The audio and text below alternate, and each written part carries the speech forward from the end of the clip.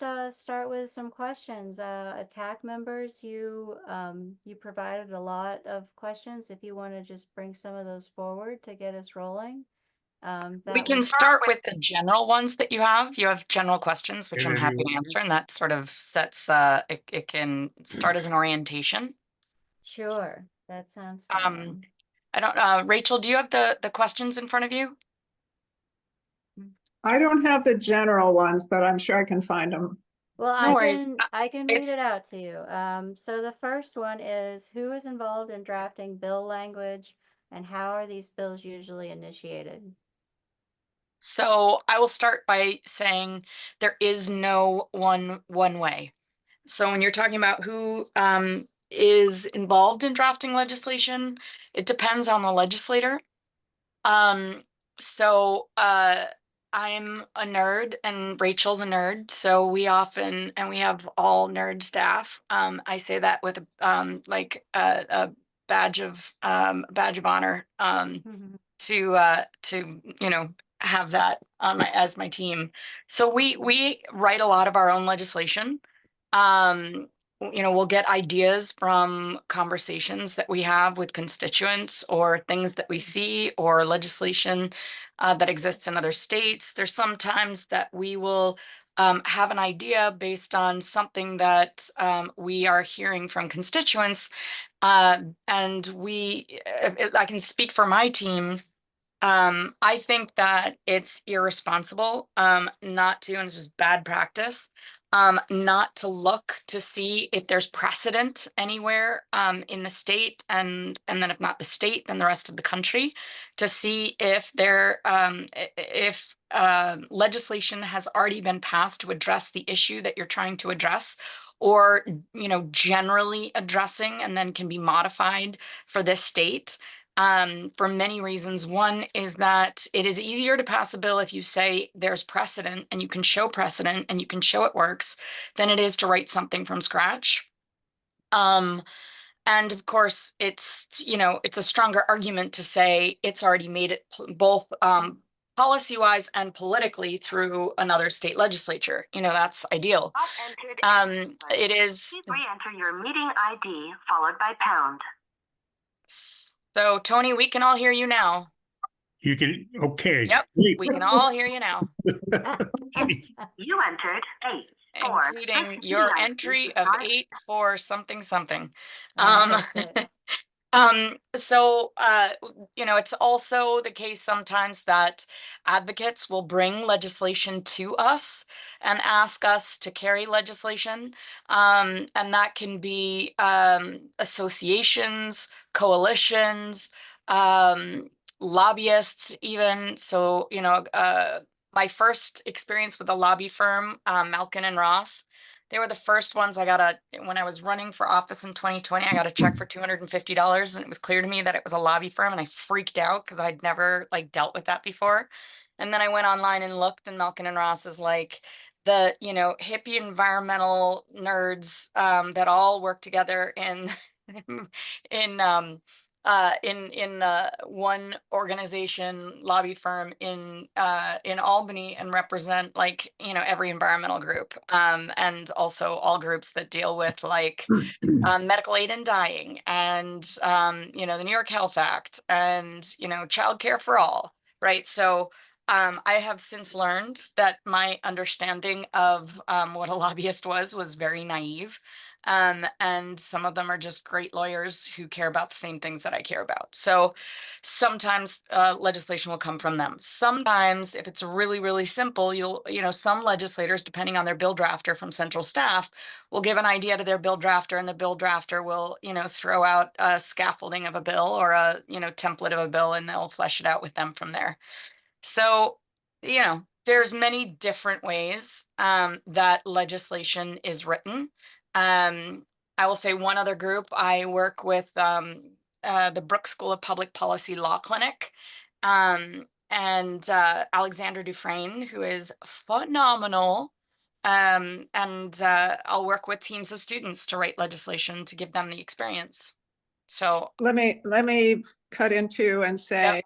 There's a National Council of Environmental Legislators, who share information about what's being done in other states. And sometimes we will look to other states to see what they're doing. More often, other states look to us to see what we're doing, but we do borrow legislation freely from other states as well.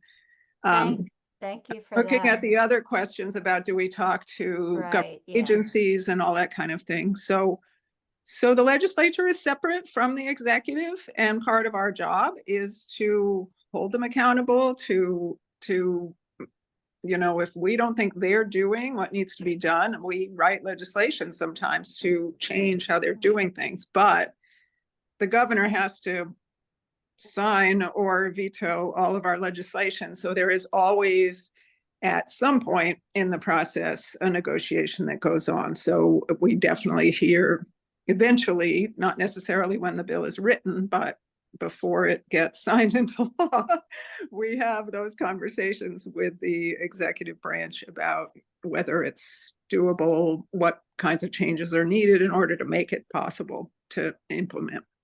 So let me I will ask. say for my part on that, I am, if you look at the legislature, about a month to a month and a half of the legislative session now is taken up by chapter amendments, which is an experience where the governor will negotiate with the legislature and say, I will sign this bill, but only if you promise that you will introduce an amendment to that immediately come January. And this is what we will negotiate in that amendment. And that wastes everybody's time. So at this point now, I will meet with all the stakeholders, whether they be people or organizations or groups that I think will oppose it, people who support it, as well as the departments that will implement it, get all of their feedback and update legislation based on that input. Okay, thank you. That's helpful. Because I was about to ask that if the governor is speaking for the departments, then that would still leave a lot of room for things to not get implemented the way they were envisioned. Oh, no. I meet with the departments, absolutely. And I specifically, so it is important to note that they technically cannot take an opinion on a bill. But I always begin my meetings by saying, listen, I know and you cannot take an opinion about this bill, and that is not what I'm looking for. I'm specifically looking for your input on the nuanced language of the bill and red flags of anywhere where the bill is outlining something that doesn't align with how things are already done. Ways in which it actually can't be implemented that way because of the infrastructure you have in place, ways in which it will actually have a cost because something will have to change in order for it to be implemented the way that I want or the way that we want, or if it has a fiscal that we didn't know about. All of those types of things are, that's the input that they will give. And my dog wants to go outside and I will be right back. That's great. Thank you. Well, then let's move on to the first piece of legislation, because I'm guessing that I can't keep both of you for the next 8 hours, so we better keep it moving. So the Open Water Data Act, the first question that we had on the list there was that it seemed like maybe the language in the bill, it wasn't clear to us what the goals were that would guide implementation.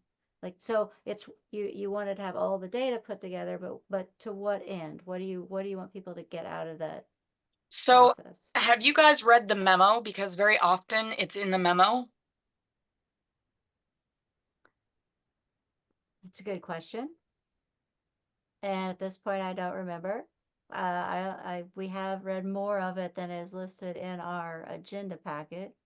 I will say we weren't trying to prescribe how the information would be used, but more that it ought to be available and cross-referential in the sense that, everyone's using the same units, they're making it transparent, they're sharing where the data came from. And so whether the information is coming from citizen scientists or a government agency or a academic lab or whoever it's coming from, that they're able to share the information across platforms or on one platform. Yeah, and I will note, as it says in the memo, by following in this, so in Western states like California, Arizona, New Mexico, significant efforts are underway to modernize and standardize water data in the face of drought. Like many sources of public data, water data is managed at a variety of levels of government by many different agencies and entities. And if you are trying to address a comprehensive issue that doesn't have boundaries between municipalities, it is going to be much more difficult for them to address it if they have not coordinated their data. As an epidemiologist, I can say you get data, you have patchy data, and you will most likely come up with an intervention that is less effective than if you had comprehensive data that covered the entire state. So for example, if you look at the fact in New York State, we have droughts happening right now. We've had pretty significant fire, wildfires. Having data of where we have sufficient groundwater, or if it's in a period of drought like we are now, where can the water come from safely? What would be the intervention? Where, right? Like there are a lot of things. Do people need to be evacuated because we're not going to actually have the resources necessarily to address? That's just one example that I'm giving. Another great example is, and we'll talk about this later because we have this bill, but harmful algal blooms. We have some entities that are collecting data on phosphorus levels, on nitrogen levels, on salinity levels, on acidity levels, on turbidity, but not necessarily everyone is. And we know all of those can affect harmful algal blooms. We know that harmful algal blooms are more likely with significant runoff from farms, but that can't be that that's the only reason, because there are some lakes that don't have runoff from farms and they're still seeing significant increases in harmful algal blooms. So unless we have all of that data and it's coordinated, we are not going to be able to evaluate what are the causal factors truly. Are there factors that are necessary to be present in order to see an increase in harmful algal bloom outbreaks? Or is it the cumulative of enough of these offenses to the system that collectively create increased risk of harmful algal blooms? We won't know if we have some data from Lake George, a little bit of data from Cayuga, a little bit of data from Owasco, but all of that data is different. Those are examples. There's other examples I could give with respect to drinking water and drinking water quality. I could keep going. There is a benefit of having comprehensive statewide data, and this was identified by the federal government as a recommendation because of what they've seen as the advantage of having comprehensive collected data that's publicly accessible. So that's the purpose. So when you say all that, and when I initially read it, my thinking would be that it's environmental water quality data, but included in some of the language is like you referenced also like drinking water quality data. Correct. So that's like a whole nother, that's a whole different topic. And it does seem like it might get unwieldy, like there'd Not be a necessarily, drinking it's that water. the data's all there. Okay. Well, then, so that gets into the next questions of, who will make the decisions about how to organize it and keep it updated? That's the conveners will do that, but they'll be it'll be housed at Cornell at the, what's it called? The Water Water Resources Resource, Institute? yeah. And, when you write legislation like this, you don't prescribe every single detail of how it's going to be implemented, because there are processes and systems that are involved in any of those things. So we don't define every single detail about how it's going to be done. So, and I will add, we have been in conversation with the Department of Environmental Conservation, who's given us feedback on this bill. And so I want to clarify some updates that will be introduced in the coming version. You guys are getting a sneak peek. But we needed to clarify that the conveners aren't the ones taking the lead. They are the technical experts. It's a collective, and it's written that way because these are all the important stakeholders that that already do some of this work, are already responsible for some of this work, and should be at the table. So if you think about it, the conveners aren't above these departments. They are the technical experts and the conveners of all of them for the exact definition of what a convener means. What will be in the data, what will be collected, and what will be in the data set will depend on what that collective has decided is necessary to best address the needs of the state with respect to water quality. And that's why this doesn't just say environmental, it says Open Water Data Act. And that's really important. And the other piece that Rachel said is so important. If you're too prescriptive in a piece of legislation, you can't foresee all of the things that you may want to have flexibility to change after the bill becomes law. And if it's too prescriptive in the law, you're going to have to go back and rewrite the law itself every single time. You want to have the law be the 30,000-foot view, detailed enough, but allow for regulation to have flexibility to be able to adjust as new information comes so that it can always stay up with best practices. So that's always the relationship between legislation and regulation. Oh, thank you for that. There was one other concern, and I don't know if I can't really articulate the thinking behind it. Maybe maybe once I say it, Darby or Grayson or someone else will understand the concern about this. There was some concern that this effort could actually reduce support for nonprofits doing monitoring work. I don't Becky Sims brought that up. I don't think she's on here tonight with us, but Grayson or Darby, do you remember why she thought that might be a consequence?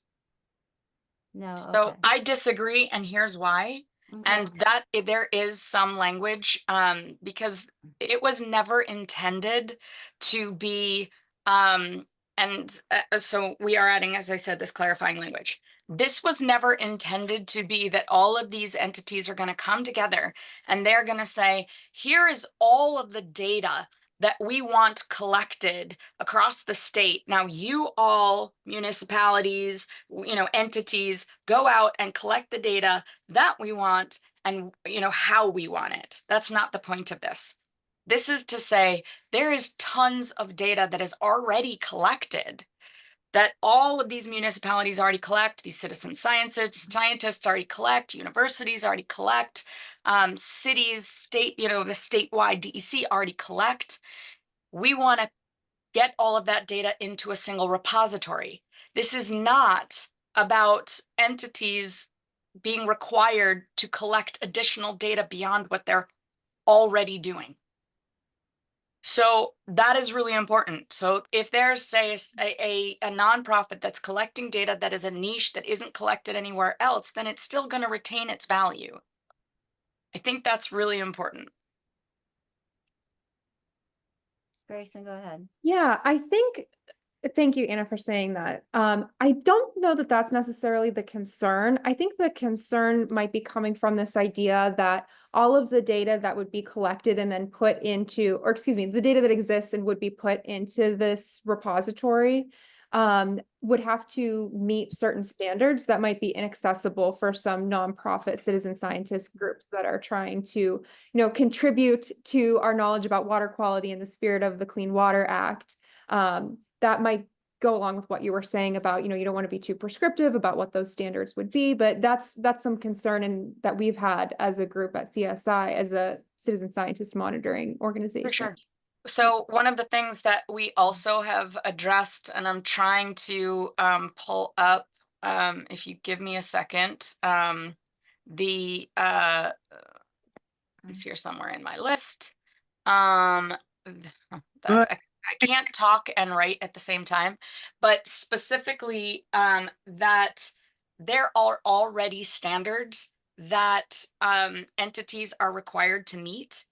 And the intention is that no entity will be required to reduce their standards. So for example, the DEC has to follow federal standards, and they tend to be collectively the highest level standard, but we have crafted language in it that it would not exclude data from entities that do not have the same resources that those have and are there and required to meet certain standards. So we are including language in here to acknowledge that there is a differential and that we don't want to lose quantity of data because we are holding everyone to an exclusive, the highest standard that exists is the only standard we're going to use. So just to be clear. Thank you. Senator May, did you have something to add? Only that it's absolutely not intended to squelch any kind of independent efforts to collect data. And we can always put that in the justification to make sure that it's not misinterpreted that way in the future. Well, it also made me think about Assemblymember Kelles saying that there'd be these expert conveners, and perhaps if one of the conveners represented volunteers in science monitoring data, that would ensure that that branch or body of information made its way in. That's a lot of thumbs up. Yeah, so that would be very helpful.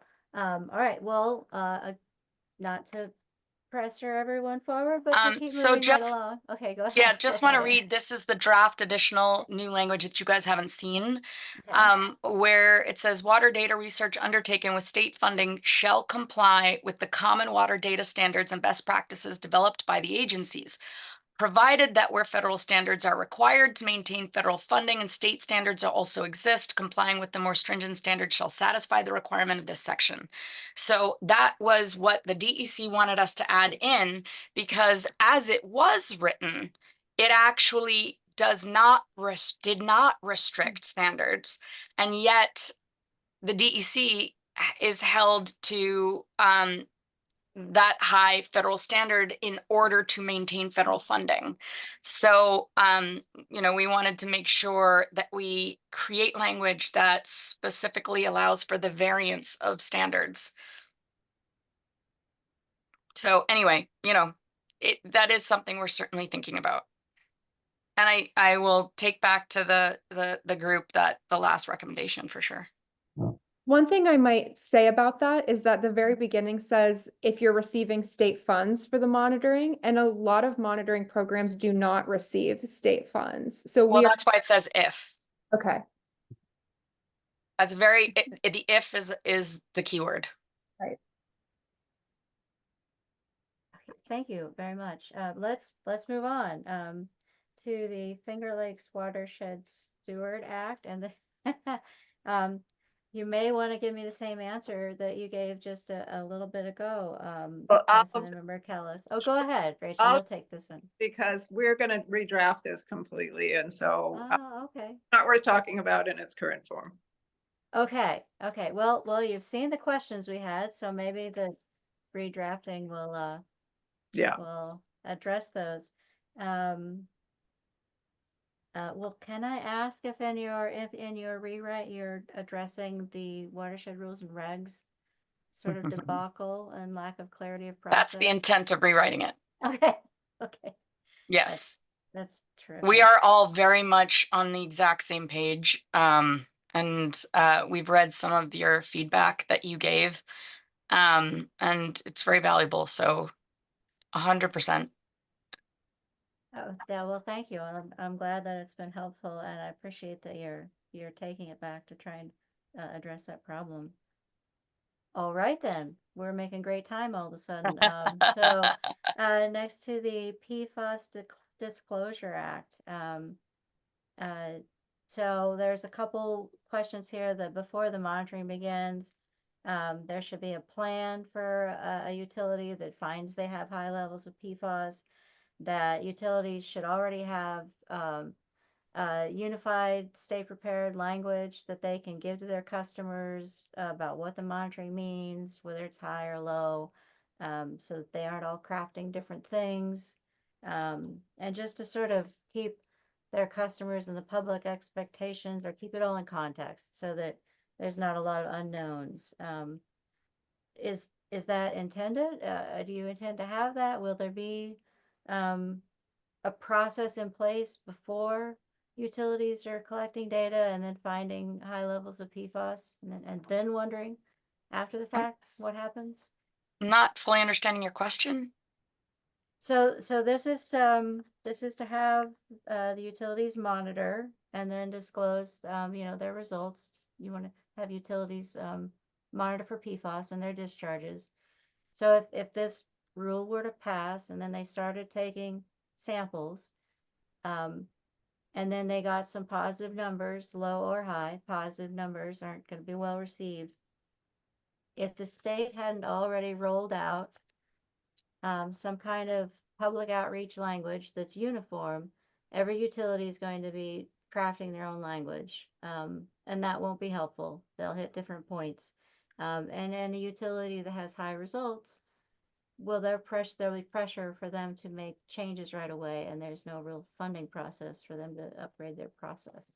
So Um, my understanding is the results of the monitoring will then inform how much funding is needed, and the state will take that into account. But the bill only requires them to continue monitoring. If they find PFAS, then they have to continue monitoring. So that's, it doesn't require treatment. But the reality is the EPA has concluded there's basically no safe level of PFAS. And so we can't be coming up with reasons not to be monitoring for it. So Go ahead. what we need is this, and sometimes I think it's really important for us all to recognize that government is iterative. So sometimes you write legislation to force you get the data into the public's in the public sphere so that no one can say it's not a problem. So right now, everybody knows a problem, but we don't know the extent of the problem. We don't know the breadth of how many PFAS there are, where they're coming from, and the quantities. So sometimes you have to start by saying, all right, we're going to step back because we're sort of able to emotionally stick beans in our ears because we know it's a problem, but we don't really know because we haven't quantified it. We've only emotionally qualified it. So we're going to step back and say, okay, we're going to force that. We're going to make a procedure, a very, very clear and precise procedure to make sure that we disclose, we get full disclosure, and we have a procedure in place of that disclosure. And this bill is designed specifically so that we can start to get a sense of not just that there is PFAS in water, because we would be getting the POTWs, but we would also be requiring anyone who has a speedies permit releasing water into waterways to give data, because then we can actually start recording and requiring public access to where the PFAS may be entering into the water. And once we have all of that data, then we can go back to the state and say, you can't ignore this anymore. You have to look at it, because not only now do we know how much PFAS, we know who is the problem. And we know where this needs to be cleaned up, and we know who we need to be held accountable. So yes, it is a problem. Yes, we need treatment. That's not the purview of this bill. So I totally understand that, but I'll put it in the context of the lead and copper rule improvement, right? That just came out, where every utility had to prepare an inventory of all the lead service lines, galvanized service lines, and lines that they don't know what they're made of, and post that publicly. And then a month later, which just happened a few days ago, we had to send out letters to all of the people that have those service lines, with some scary language. There's no safe level of lead either.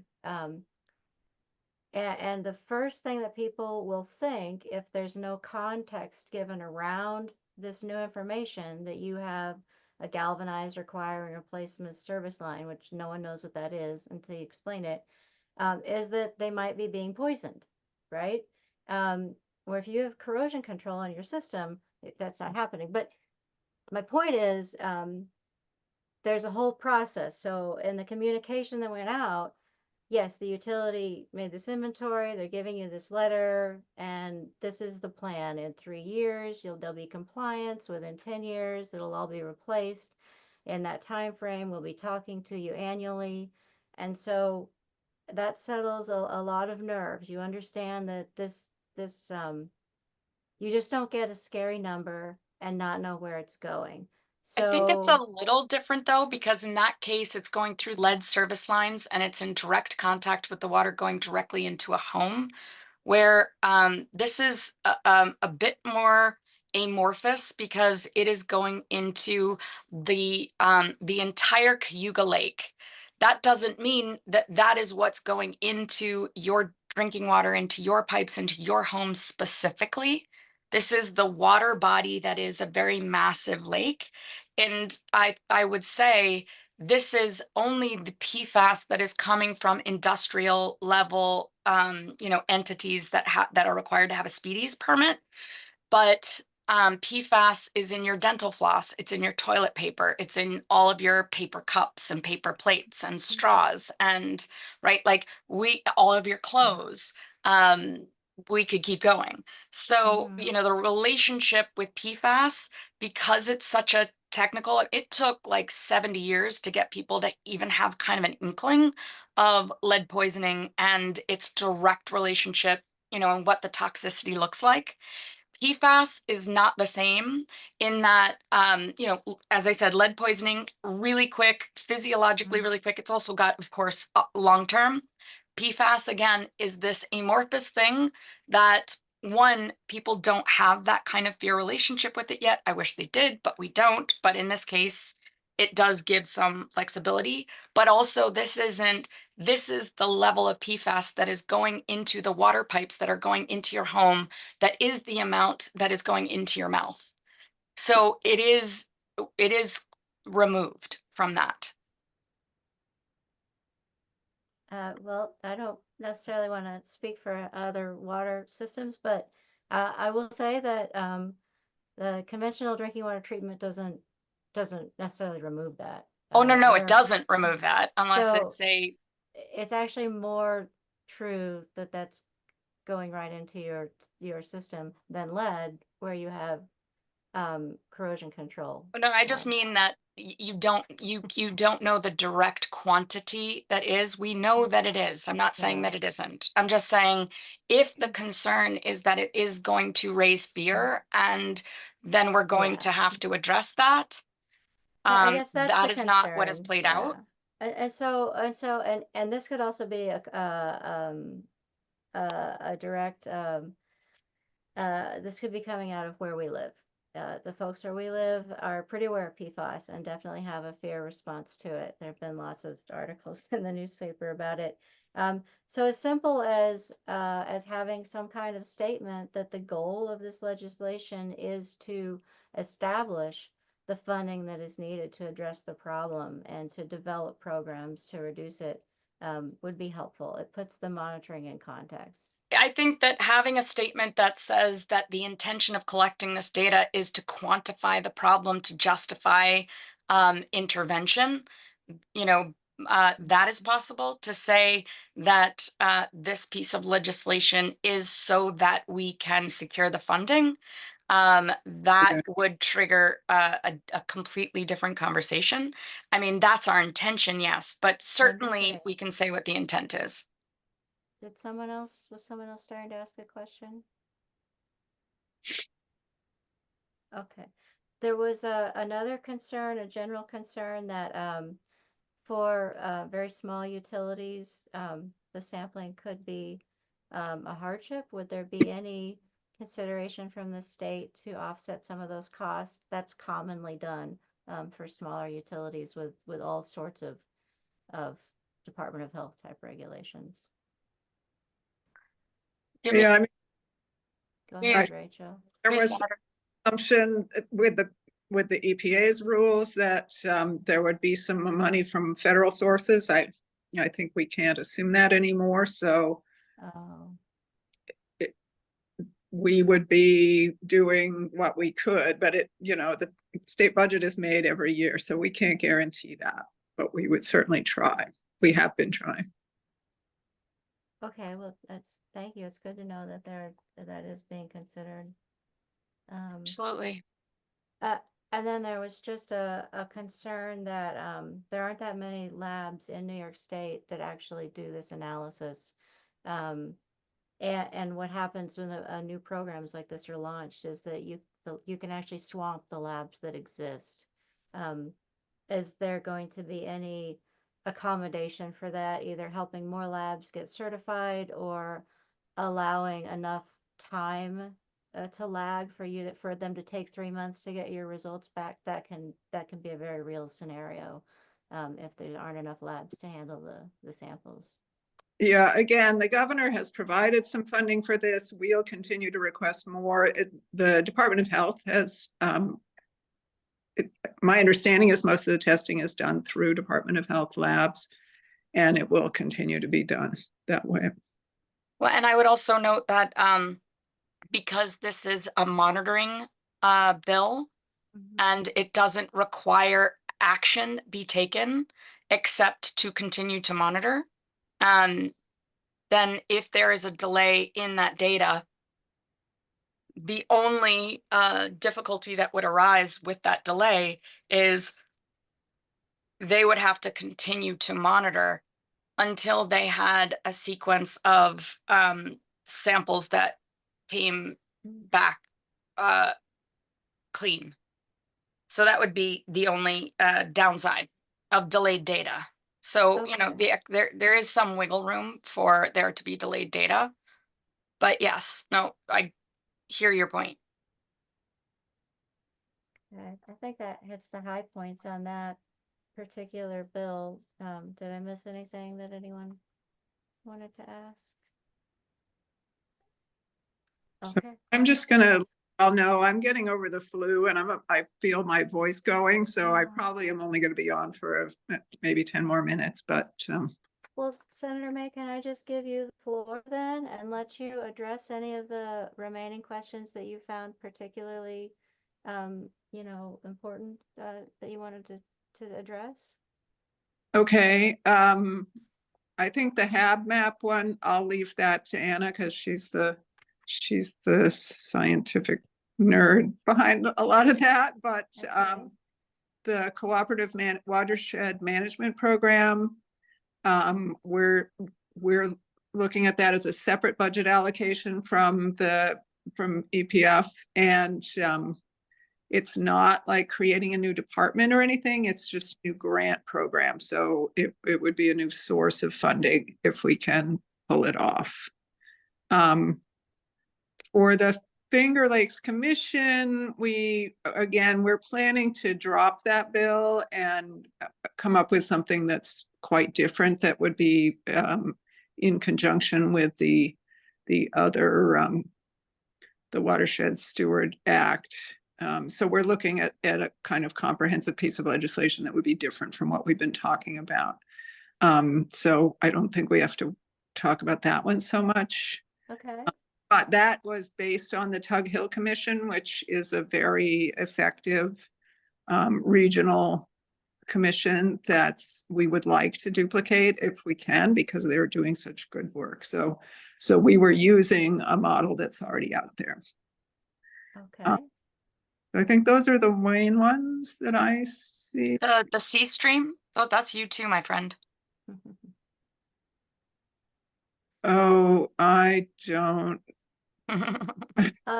We just have that the protection for sea streams passed the Senate and the House, but the governor vetoed it. Are either of you interested in pushing to overturn the veto? We have never done that as a legislature, and I don't envision it happening for this badly. And we're So Rachel, not going to have a veto-proof majority anymore. exactly. Okay. We can no longer overturn. Well, We lost that we could ability. get it by the end of this year, but we're not going to. Yeah, it's not going to happen by the end of this year. Yeah, I wish, I wish. And I'll just ask the next steps question, even though I know we're not completely there, but I don't want to lose your input on this, Senator May. Are you willing to come back a time or two a year and give us updates on what's going on, or is there a better way for us to provide input to you and help out with moving these things forward? Yeah, I can't commit to a certain number of times, although it might not be me, it might be someone from my staff, if that was okay with you. Sure. But it is always helpful to get detailed responses to bills when we introduce them. If you want to send a bunch of questions like this to us with respect to a particular bill, that's really helpful. Okay, great. Thank you so much. We're very happy to do that. Okay, well, as long as you want to listen and stay on, that's fine. If you're not feeling great, totally understand and really appreciate your time. Well, Senator May. work you all do is amazing, and I'm really grateful for it. And Anna, always a wonderful partner. But yeah, I miss you, my friend. my head down. So Okay. I'll see you all sometime soon. Take care. Okay, thank you. Take care. Bye-bye. Bye-bye. All right. Anna, that leaves you on the hot seat. No worries. I mean, I see we're on the same team, I think, on this. We are. So I guess that leaves us with a harmful algal bloom monitoring and prevention act. So yeah, let's dig into that one. Sure. So it's And we definitely. have, of course, ahead. Margaret is here, and Margaret's taking notes on all of your thoughts and ideas. Of course, thank you, Margaret. So we'll bring those back. We are in the process of updating all of the bills to try and get them we're writing new bills. We've spent the last 6 months getting feedback and input just like this. I know Margaret's talked to some of you individually. She's, talked to the group. Some of the input that you've given in this group, she's already brought back and has been part of the, editing that we've done. So, know that the work that you've been doing here has already made a difference on some of the stuff. There have been a few things that you've said here. We will, I have no problem adding that clarification, for example, into the memo.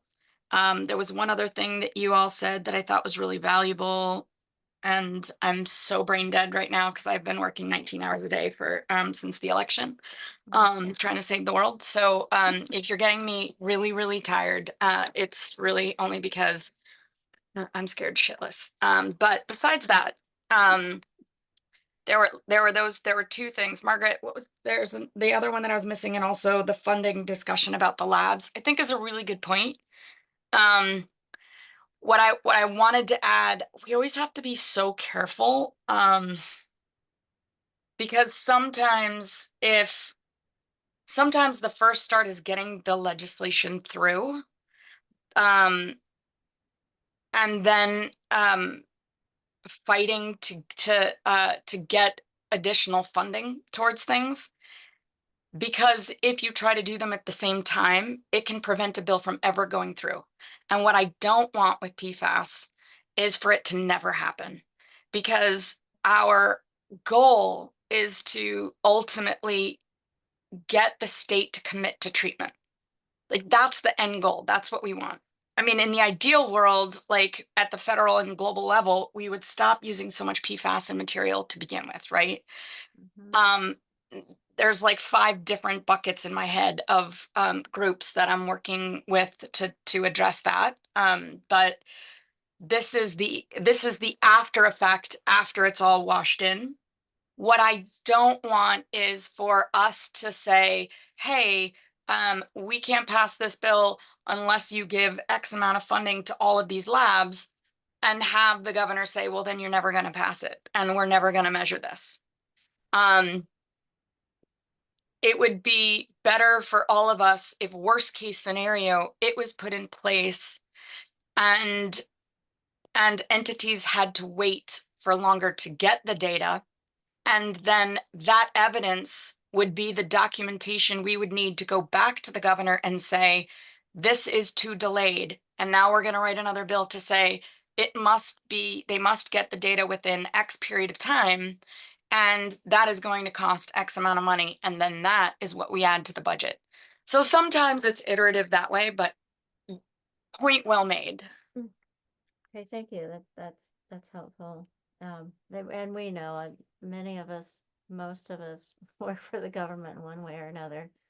Yes, it can be And slow.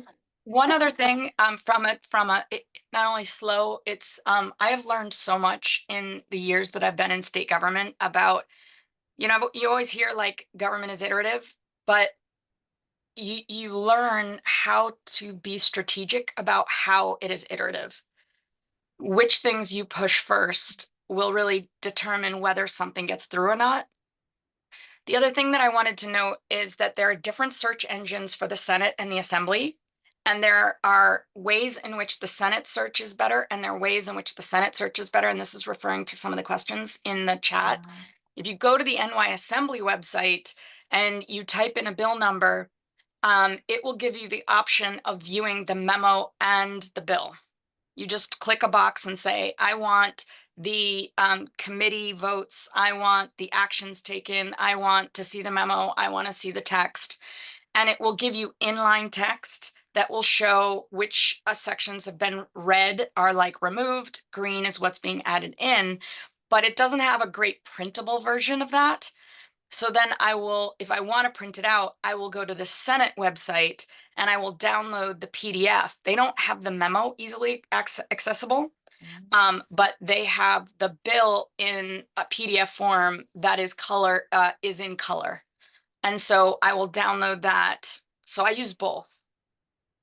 That's super helpful. I've really struggled. I mean, some people in here are way better at it, but I've definitely struggled finding the whole thing. You and me both. It's everybody. It's infuriating that they do that. Well, what time or energy you have left? If we could talk about the harmful algal bloom Sure. Monitoring and Prevention Act, that would be terrific. Sure. And that is also under edit, but yes. Okay. And so so much so that we shouldn't, that these questions. No, are we can go through it. But let me get the bill open and have it in front of me. I have on this list polystyrene ducts and biosolid spreading as well. Did you guys want to talk about those? Because I don't see questions about them. We didn't have that on our list. All right. Yeah. So I think one of the first things we had. We also got tired of reading all the legislation and let you off the hook on those, Anna.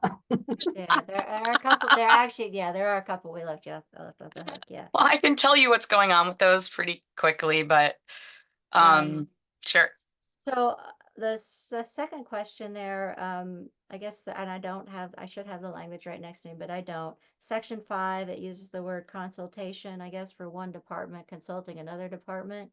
And we immediately red flagged that as like another watershed rules and regs problem, where the Department of Health has the authority but has to consult DEC and Ag and Markets, and all of a sudden nobody can do anything.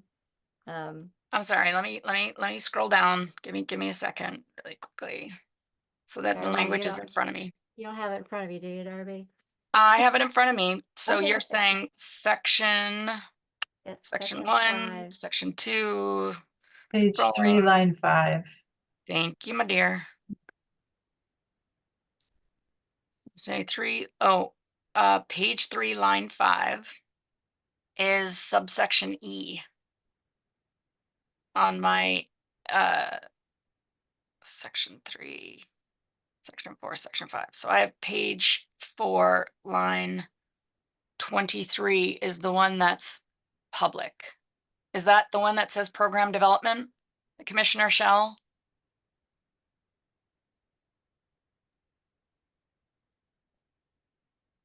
In consultation appears a couple times in the bill. Page 3, line 5. Oh, you're saying where it appears? Yeah.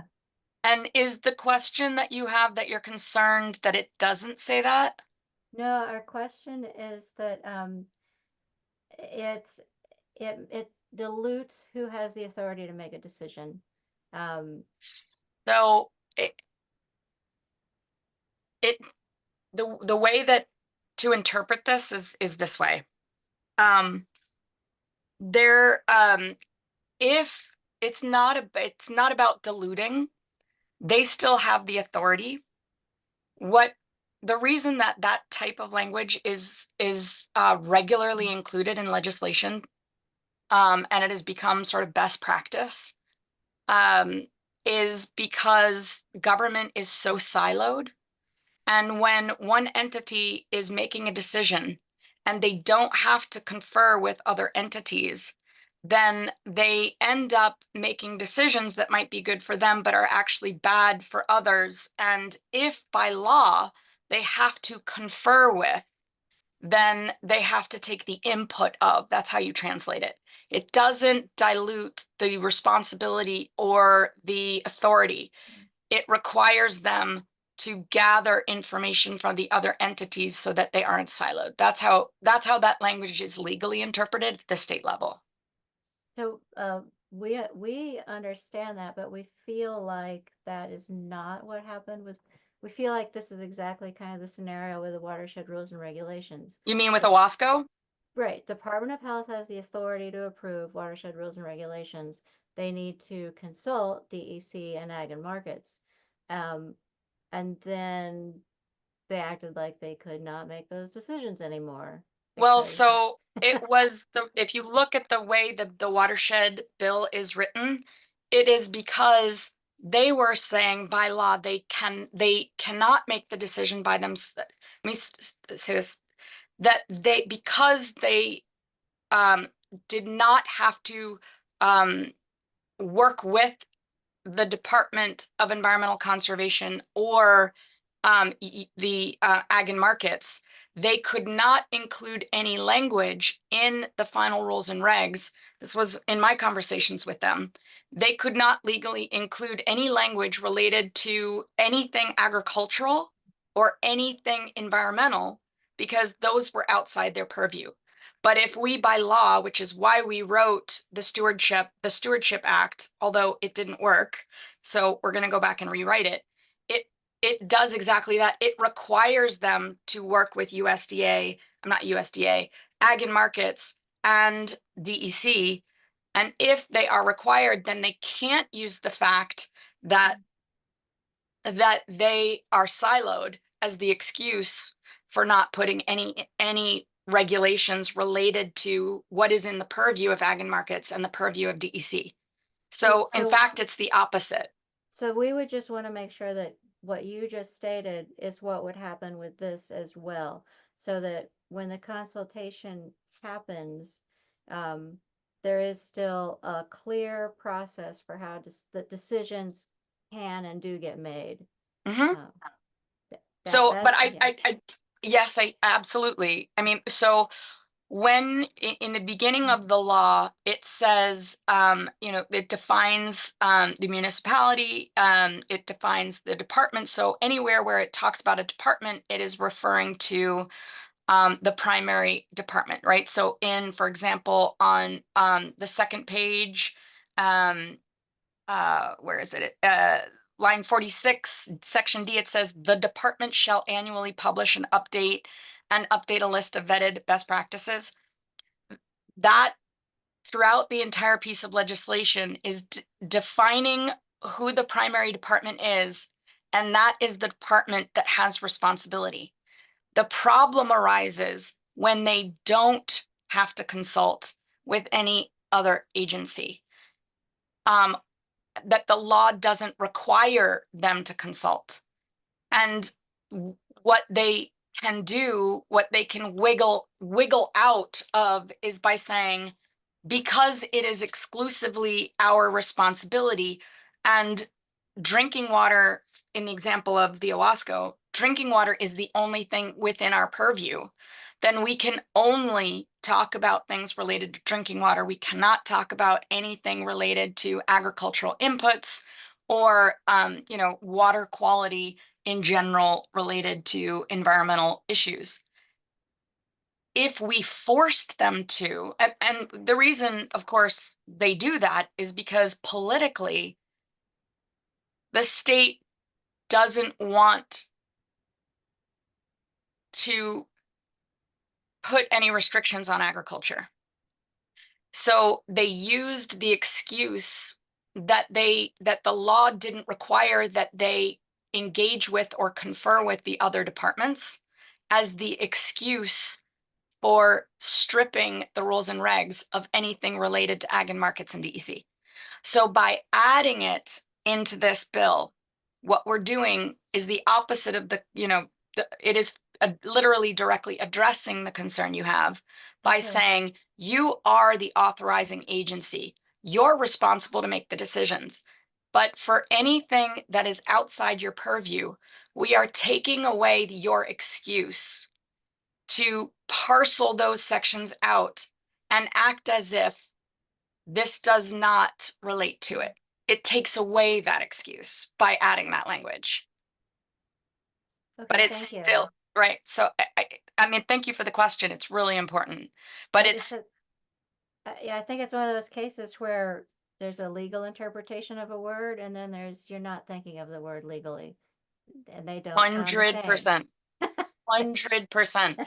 I cannot tell you. I mean, when I first realized what was happening here, it really was one of the biggest epiphanies that I've had in the 4 or 5 years. I mean, it's been 10 years now being in government, but at the state level, I was so pissed when the Owasco thing came up because I knew what was happening was political, and the fact that it didn't require that they confer was what allowed them to silo and remove all those pieces. So since then, I have become OCD about making sure that it's in my bills to force them to confer so that they can't carve out anything related to drinking water or ag and markets. And because this is harmful algal blooms, and because we specifically know for a fact that agriculture is influencing it, I had to put the language has to confer to force them to engage ag and markets so that they can't stay silent on the effect of agriculture on the risk of harmful algal blooms. Do you see what I'm saying? I do. Yeah, it was a real epiphany, and so I'm super OCD about making sure it's in all the bills where it's relevant. Well, thank you. Yeah. So we also had a bit of a discussion about like how much of that bill is monitoring. I mean, it has monitoring in the name, but there is also some mitigation included in it. Yep. But it's a little. Is it intentional? Is it unclear? Is it meant to be a major part of it? How much is monitoring versus mitigation?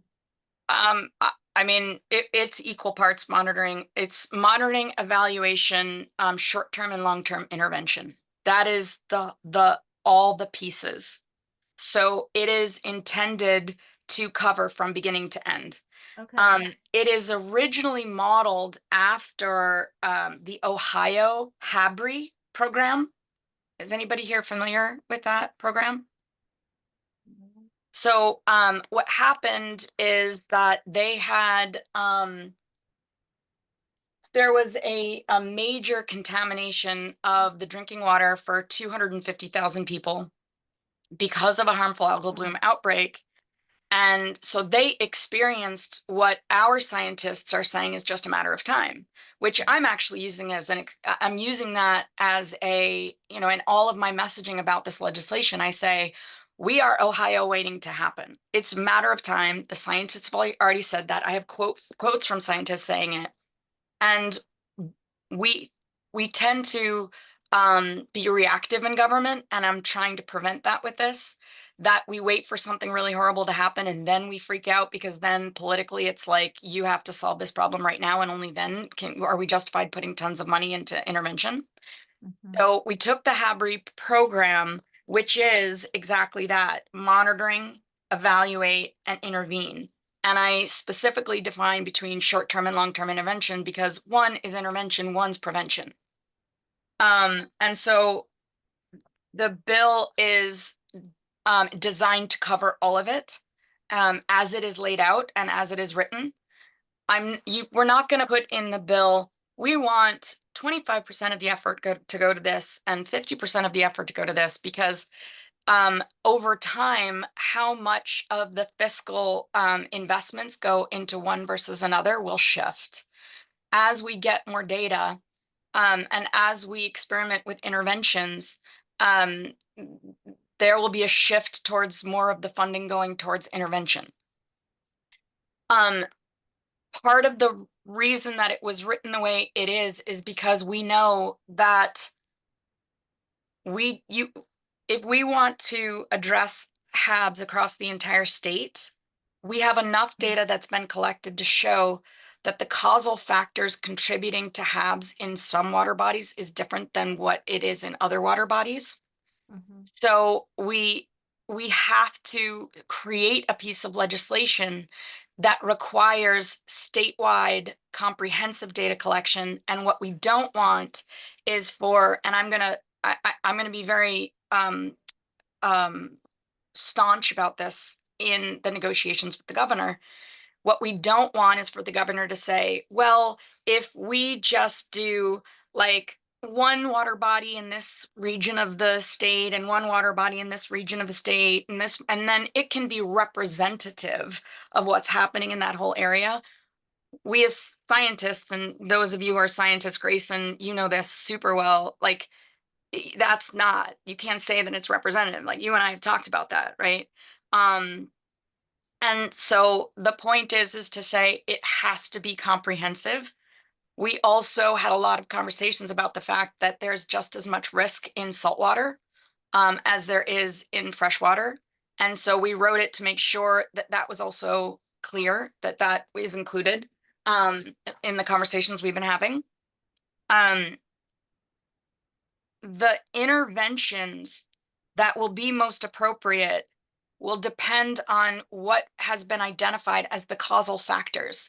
So some interventions will be great in some places, but they actually won't be what addresses it in others, because we know that HABs in some places is not being caused by high phosphorus levels or nitrogen levels, right? It is because of increased temperatures, increased salinity levels, and turbidity, for example, right? I'm throwing out examples. The intervention, therefore, will be totally different, right? In one, we may say we really need to focus on rain ditches and, pyrolysis or the biodigesters on the farms, and requiring that they don't plant crops all the way to the river's edge, right? Because that is the causal factor. That may not be the case and might not be what we need to intervene in other areas. So the bill is designed to allow for interventions to come organically from what has been identified as the causal factors.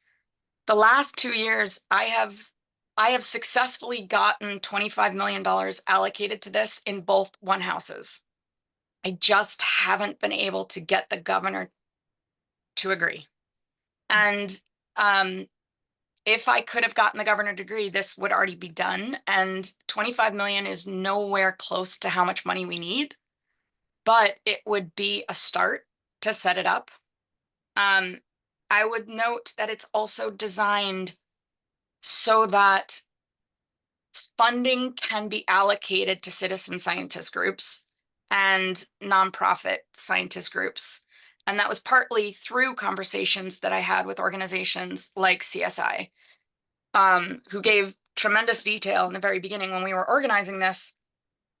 What is it that you have? Like, the certifications that you have, is that the lowest level that we want? Okay, but no, we do want to allow citizen scientists, but we want to make sure that that does ultimately go through a laboratory, so it does get confirmed. So a lot of that was also talked about, and is why the language is written the way it is. I will say I am super open to those of you scientists who work specifically on HABs. Please read the bill over and over again and give me feedback, because I'm open to that. but it is a complicated bill. And I cannot tell you, I've become the Habs lady in the assembly. Like, it's sort of a joke. To get everybody just says, oh, let Anna talk about it. Like, whatever, we'll get money in. Anna, yeah. It's like an economic. And I will say that I could not get any bites really from leadership when I talked about the environmental harms or the public health harms. The turning point happened, and literally the speaker came up to me and said, I hear you, Anna. I'll work on it. And literally came up to me the next day and said, I got you, Anna. I'm putting money in. And then came up to me like a week later and said, and Anna's getting 25 million. And that was like the first time. And the thing that turned him was when I said, this is also an economic issue. Bear Mountain Lake literally was closed every single day. And it is 1,000 person. It's like, they have 1,000 people per day. And it is literally one of the most foundational components of their economy. And with it closed every single day of the season, that was 1,000 people lost of economic like income to the community every single day of the season. And his eyes kind of bugged out because I was like, and by the way, that's 45 minutes away from the city. And that is the one place that all city people go to get out into nature. Right. So, and gone the entire year, the whole thing closed down. That's finally what got to him. So, and I still only got the 25 million. And so I will tell you one last thing is that the governor used as the excuse of not supporting it by saying this will take 30 to 40 employees. That's just absolutely, unrealistic and impossible. But the CLCPA only added 10 employees. So how could this be 30 to 40? Specifically because the way it's written is that it wouldn't require the state to collect the data. It would still rely on groups like CSI and municipalities and the organizations that are already doing it to collect that data. The incentive is that they would be getting money from the state in order to make that data publicly available in a centralized database so that we all would be able to analyze all of that data, and that would be available for scientists or research. So it's not true that it would require it. The bill as written does not require the state to collect the data. So important that people saw that. The data is already being collected. That's all really helpful. Thank you. That one was actually harder for us to, I think, wrap our minds around. Grayson, did you have any addition to that? Because you worked with me in the very, very beginning. I not necessarily. I think something that continues to be a lingering question for me, and I'm so glad that you shared the Ohio Sea grant, the work that they're doing, so I can read over and learn more about this. I have been a little bit confused about how the monitoring would identify ways to intervene and do some preventative work. But I'm going to read more about what Margaret put in the chat to be more informed and understand that better. Great. And again, any input of thoughts, interventions, scientific research that you have seen about interventions, what I don't want to do in the bill, so what I would do with that is give that to the DEC and use that as examples. If they're like, well, what would we do? Well, no, here are specific examples. There could be language added that says, use interventions based on existing best practices and emerging science. There could be a line that says that, but you don't want to be prescriptive of that because we know that that is changing constantly and will also depend on what are the causal factors that have been identified in every single water body. So we have to be a bit careful.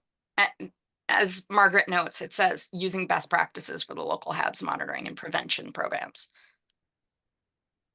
So we have like two more sort of topics on that law, and something you said about needing to be able to be flexible about responses to reduce HABs, and not one solution doesn't fit every area.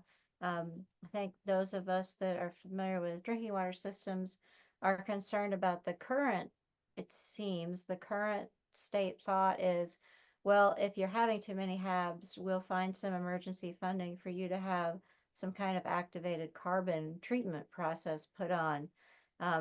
And that is a Band-Aid. That is not a solution. And so and I know that this is getting to that iterative process. This isn't about the kind of treatment you'd put on a water system, water utility, but that should be, I guess, in like the next 3 or 4 steps in your mind, maybe, is that there needs to be research on other ways to deal with it. Partly it's just super expensive. They get emergency funding to install the activated carbon, but not for the annual maintenance. The carbon then becomes a hazardous waste because it's got all the toxins in it, and it's really expensive to recharge it. So we're hoping that somewhere along the path, that part is considered and there are better solutions than just having to stick that treatment Sure. train on. So, and I want to be really clear about this. There is a huge difference, and it is a lifelong learning experience to really get to understand the art of writing legislation and distinguishing it from regulations.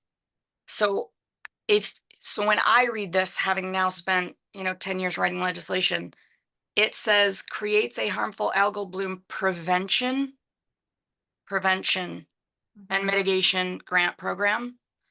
And I used that word because in the beginning, when it was drafted by staff, it did not use the word prevention, it used the word intervention. And Okay. for the exact reason you said, I changed this word to prevention. Okay. Because Okay. what you just described is not a preventative measure. It is an intervention measure. And because it says prevention, if the only thing they ever did was intervention, then you all could hold us accountable because we would not be following law. Because if it passes as it's written, that is not prevention. And it specifically says the funding shall be used for best practices for their local. So these are the buzzwords: best practices, local, and prevention. Those were the 3 key words in this, that it Okay. has to be localized, that it has to be best practices, and that it has to be prevention. It has to include prevention. And that's important because it addresses all the concerns that you just raised without being prescriptive, because the law shouldn't be prescriptive. Regulation is where that's designed. You need like a third color for your laws when they're posted on the web, and that color will be all of the key Buzzwords. words. Yeah. So we I know. could not agree with you more. So literally there was one night where Margaret in Albany, Margaret was sitting at one computer, Everett was sitting at another computer, and I was in the room sitting at a third computer, and we literally sat for what, 7 hours? Like late into the night.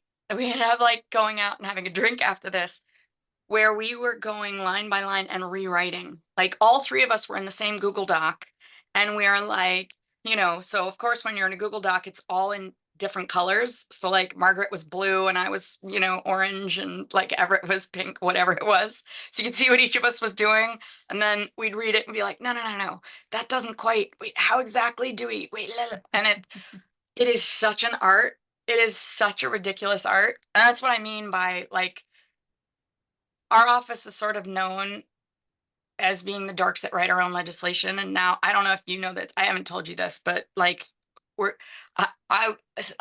of my colleagues, Margaret, picks on me all the time because that's how he shows that he loves people. He picks on them as like Anna's sweatshop, like policy writing sweatshop, because that's what we do to ourselves. But for precisely that reason, how do you write it so that you prevent the agencies and departments from reading it, interpreting it, and implementing it the way you don't want them to, Right. while simultaneously allowing flexibility to allow the bill to age well. You know, those movies that you've seen that you're like, oh, I thought that movie was really great, or like the play Oliver Twist, and I still know all the songs. And then my husband, who, you know, runs a community theater, said, Anna, that play did not age well. And then I thought about it and I was like, oh, right, there's an entire song about, like, you know, my husband beats me to death, but I love him anyway, and he's so great, right? You want a bill that ages well. So you have to create, legislatively, you have to have that flexibility that allows for regulatory adjustments over time that continuously, and that's why we use the phrase best practice, because what is in the moment best practice is going to be different 10 years from now, right? Okay, great. That is super helpful. That actually gets at the crux of a lot of our questions about how it gets interpreted and achieves the goals you're looking for. So my one last question, I might as well do it because it's like the last one on here. Is the concern that we've been well, not me, but like CSI has been discovering some antitoxin in some of the samples. Right Yes. now, that really just isn't, I think, on the state's like radar as far as any monitoring program or or regulation or anything. Um, is that so? You're not the person to ask. Is there a reason for that? But um, would that just like would that organically grow into this monitoring program? Do you have the language in there that the health department would see enough of this antitoxin information that they would start pursuing it, and then it would fall right into this bill and be picked up in this monitoring and prevention? Or does there need to be language that says that there has to become some kind of like survey work or work on emerging algal toxins so that they get picked up in a timely manner? So I'm going to throw one question back at you, Grayson. Is in your field, can antitoxins be considered a harmful algal bloom? So antitoxin is a type of cyanotoxin Yep, that's produced by cyanobacteria. Green algae. Yeah, so I don't really know how that answers your question, but it is present in some harmful algal blooms. Noah, our lab director, is on this call and might be able to speak to this better than me, how frequently we've Oh, seen. Noah's here? Where's Noah? Yeah. How frequently we've seen it in samples. There he is. I'll let Noah speak to this because he's been doing the toxin analysis in our lab for like ever since the HABS program began. So he's looked at every single sample. Yeah, and I remember us having this conversation, and I am asking you something kind of technical in that. So we as scientists will say, no, it's not a bloom. It's not, right? Like that is very, very specific.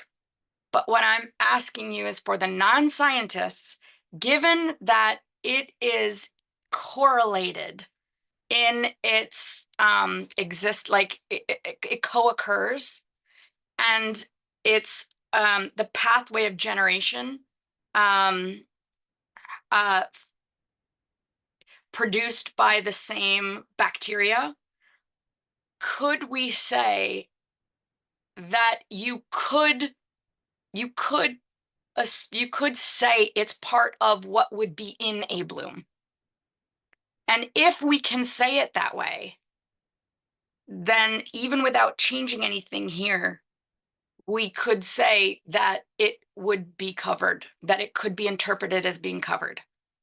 If not, then, and if there's no way that that could be perceived, then it would need to be explicitly identified as a co-occurring, equally harmful. The bill would need to be changed to include both.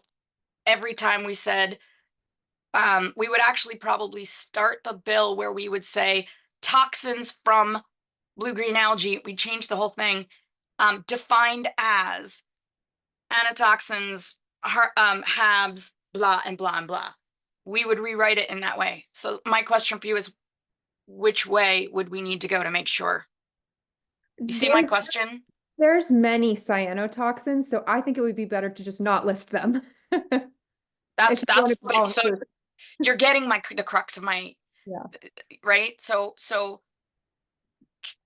my question then for you is, legally, would we be safe to say that it would fall within that umbrella when we say HABs? Are cyanotoxins a part of a HAB? Is that what you're asking? Could they be considered to be, with respect to it being required to be monitored and intervened on based on the language of this law? That is my question for you. I'm gonna let Noah answer because he just Well, I was just gonna say I'd have to read the law a little bit further, but I think like with what Grayson's saying, I would just echo that if you're saying cyanotoxins, that kind of covers a good number of different compounds that would be classified as toxin produced by a cyanobacteria bloom. And I think if you're trying to capture it as a big an umbrella term, I think that's the best one to go with. And in fact, like we often take the state's lead a bit and say that even if toxins are not toxins as in microcystin, the specific toxins that we routinely measure in HABs is not detected, that doesn't mean that there can't be other toxins present, and therefore the bloom is still you should take caution and maybe not swim through it or something like that. Right. And if yeah, so the bill could be updated to, oh wait, I'm looking at the wrong one. I have so many windows open. Just give me 1 second. I think the bill in my calendar for this bill is unfortunately hyperlinked to the Zoom link and not the bill. So give me a second.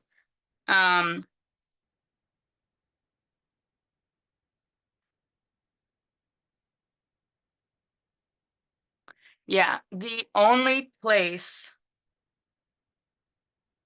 Yeah, so if you go to page 5, actually page 4, line 55, it says, in determining which applicants shall be awarded grants pursuant to the subdivision, second preference shall be given to applicants who demonstrate expertise with previous experience treating water bodies in the United States larger than 1,000 acres with proven success using accepted strategies, including but not limited to the strategies that, 1, are aimed at reducing cyanotoxins in the water to less than harmful levels. 2, blah, blah, blah, blah, blah, blah, blah, blah. So it is marked as already in the legislation as one of the reasons that someone would receive a grant.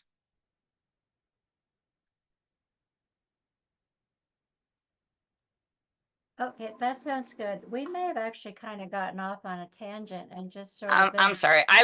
We have, but I love that. No, no, no, not you. Us Yeah. making the questions, where the state talks about microsystems pretty much exclusively because that's mostly what's found in the state. And it's just been notable that the CSI has been seeing more anatoxin. So we wanted to, it's really a health department question, I guess. Like, at what point do they start acknowledging that? Do they go out and look for it? Do they research if it should have a higher profile as a toxin of concern? The cyanotoxin, The the anatoxin. category of anatoxin. No, the specific anatoxin. So no, I actively do not think so, because the breadth of toxins that fit into the cyanotoxin category is so vast that if you start picking out individual, well, let me rephrase this. There's so many levels to it. By saying cyanotoxins, it already covers anatoxins. Yeah. I'm saying that So when we put the questions, I think we got ourselves off on a different tangent. the language of the bill, as you looked up and read to us, it covers our concern that some new emerging cyanotoxin would be Would excluded. automatically be covered. It already is covered, yes. Yeah, this is what I talked about earlier about a Yeah, bill aging yeah. well. Okay, so Yeah. what is your question again? This new y- question? It's really for the health department, as it Okay. turns out. We should be asking them. At what point do they start putting more effort into understanding the potential negative impacts of a cyanotoxin, a particular cyanotoxin that's starting to show up? Actually, we have questions here. Ani Fish from the health department might be able to articulate what I'm trying to say or something better. Go Yeah, ahead, Ani. yeah. So related to the reason that microcystin is sampled for, at least one of the reasons, is that there's an EPA health advisory level for microcystin and calindrospermum. Calindrospermum, I don't know if I'm saying that right.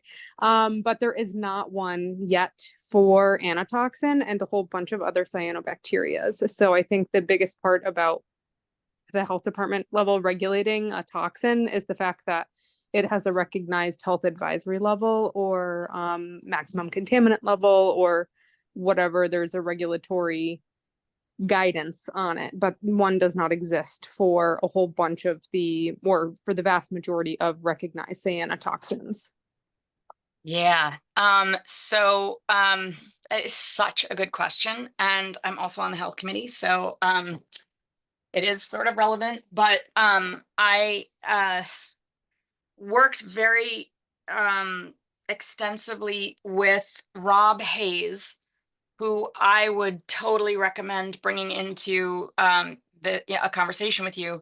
He works for Environmental Advocates of New York, EANY, and I have brought them in the past to come to meetings at the in Ithaca. So I know he would be very willing to meet with you all over Zoom. But he was part of a huge fight, not only to get the drinking water levels, like the maximum levels for lead pipe exposure. Like he's the one who worked through those, but also for a whole series of emerging contaminants. There was a list of emerging contaminants that went through a process through the EPA of creating MCLs. And he was at the forefront of educating all legislators of what the federal MCLs were. And unfortunately, what the governor ended up doing was much more watered down versions required at the state level than the federal level do. But that process is not straightforward. Sometimes we need to push it at the federal level first, and then that gives us precedent to get MCLs established at the state level. Sometimes it's reversed.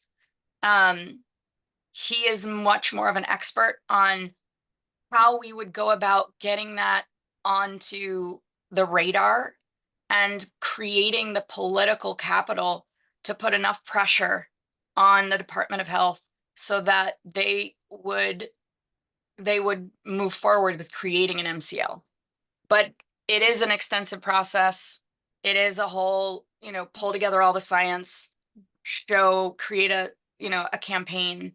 That is what I have seen is the process.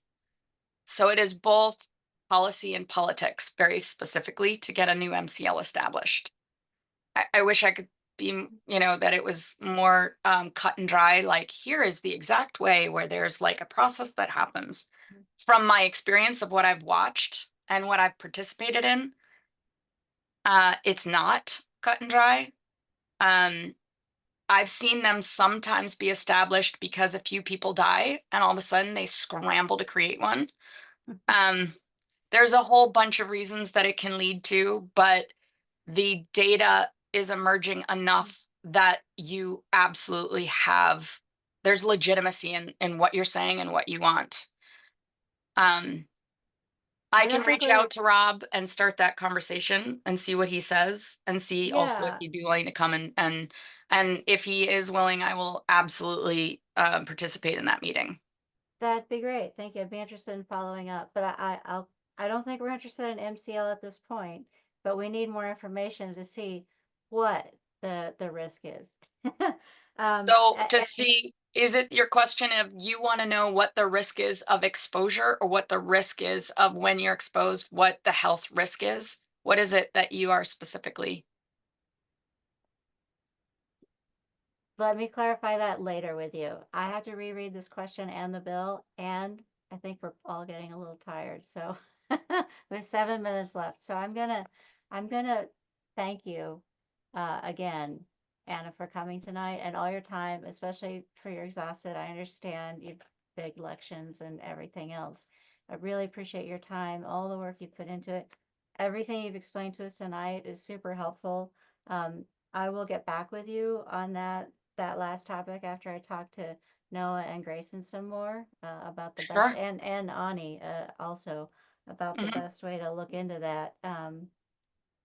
Well, and you know, once you know what it is that you want, like what it is that you're looking for, Yeah. you know, then circle back around. So I won't do anything until I hear what it is that you're Yeah. interested in.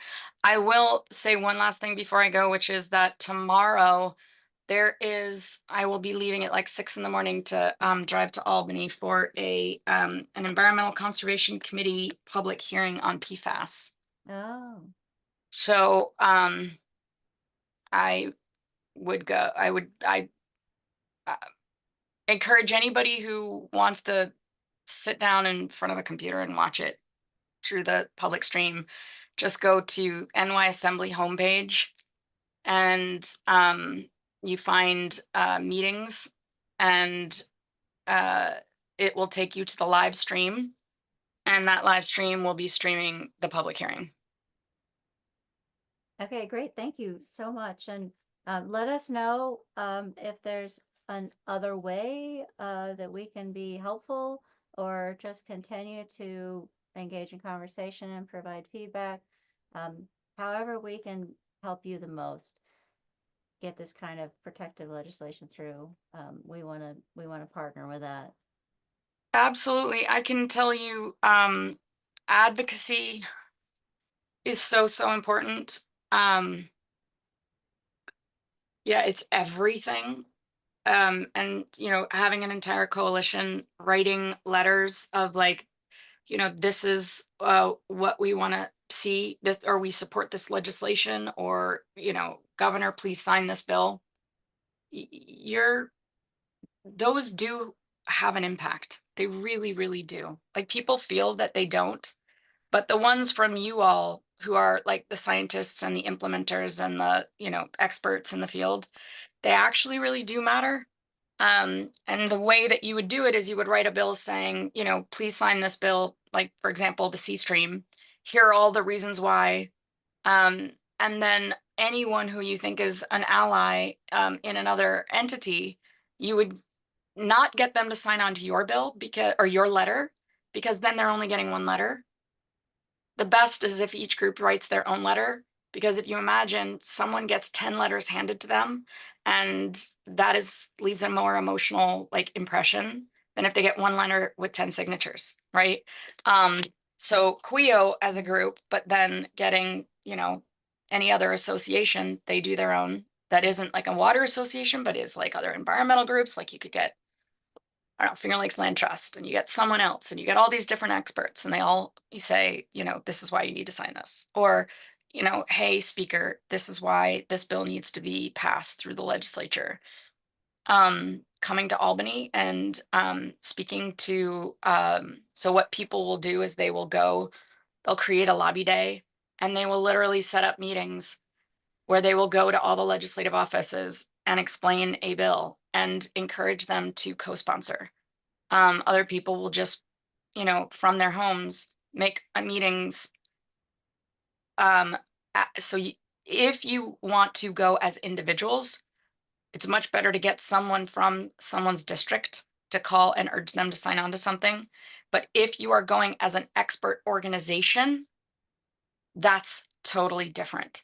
So if you went as CWIO, you would have different clout, and you could then go to all of the different legislators and say, we as this coalition throughout, the region or the state or whatever, are going office to office to teach you all about why this bill is important. Because if a bill has 80 co-sponsors, it has a bulletproof supermajority already signed on as co-sponsors. There are times when I have a controversial bill, but if I get even over 60 co-sponsors, 70 co-sponsors, as long as they're all genuine, it significantly increases the likelihood of that bill moving. You saw that with my Fashion Act this year, which didn't get all the way to the end, but got very close. And that was because we have now 65, 70 co-sponsors, and, Rosario Dawson was knocking on Carl's door. But, it does make a difference, really does. Thank you again for that very specific and super helpful information. We have tried to do a lobby day, and this might inspire us to actually make that happen in the future. Yeah, so Eileen O'Connor is clapping. I think we should all clap for you and for Senator May for the time you gave us. And look forward to talking to you and see you again soon in the future. And Sounds good. rest up for your day tomorrow. Yeah. Yeah. It's going to be an early one. Okay, thank you. Great to Take see you all. care. Bye. Bye. You guys can't leave yet. We're just letting Anna go. Okay. All right.